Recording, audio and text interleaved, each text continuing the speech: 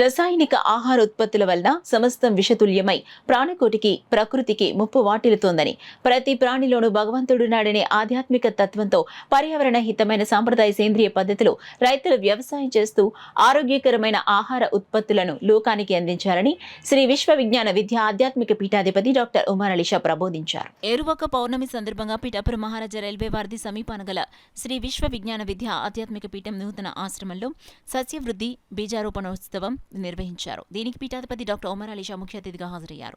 ముందుగా ఆశ్రమం ఆవరణలో గల పంట పొలంలో సాంప్రదాయ సేంద్రియ విధానంలో పీఠాధిపతి డాక్టర్ ఉమర్ అలీ షా ఎడ్లకు నాగలికి పూజ చేశారు. అనంతరం నాగలి పట్టి దుక్కు దున్ని ఏరువాక సాగించారు. అలాగే మొక్కలు నాటారు. అనంతరం ఆశ్రమంలోని సభాస్థలిలో పర్యావరణ హిత సాంప్రదాయ సేంద్రియ పద్ధతిలో వ్యవసాయంపై రైతులకు అవగాహన కల్పించేందుకు ఏర్పాటు చేసిన సదస్సును పీఠాధిపతి డాక్టర్ ఉమర్ అలీ షా జ్యోతి ప్రజ్వలన చేసి ప్రారంభించారు.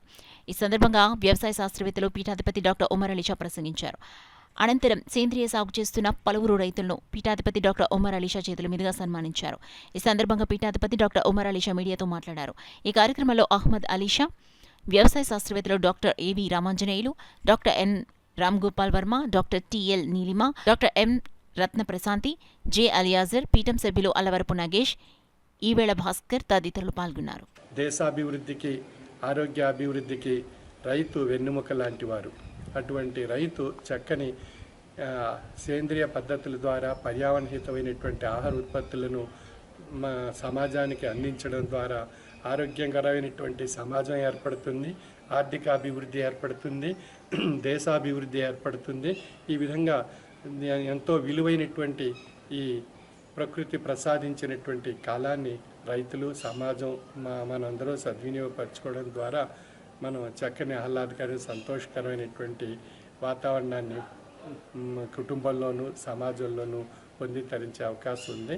కనుక ఈ విధంగా రైతులకు ఒక చక్కని శిక్షణ కార్యక్రమాన్ని మరియు రైతుల్లో ఒక అవేర్నెస్ ప్రోగ్రామ్ని సేంద్రియ పద్ధతులు పాటించడం గురించి తెలియజేయడానికి ఈ రోజున విశ్వవిజ్ఞాన విద్య ఆధ్యాత్మిక పీఠంలో ఏరువాక పౌర్ణమి సందర్భంగా ఈ కార్యక్రమాన్ని ఏర్పాటు చేసి వ్యవసాయం ఈ రోజు నుంచి పనులు మనం ప్రారంభించుకోవాల్సి ఉంది. కనుక ఏరువాక పౌర్ణమి ఒక మంచి శుభదినం.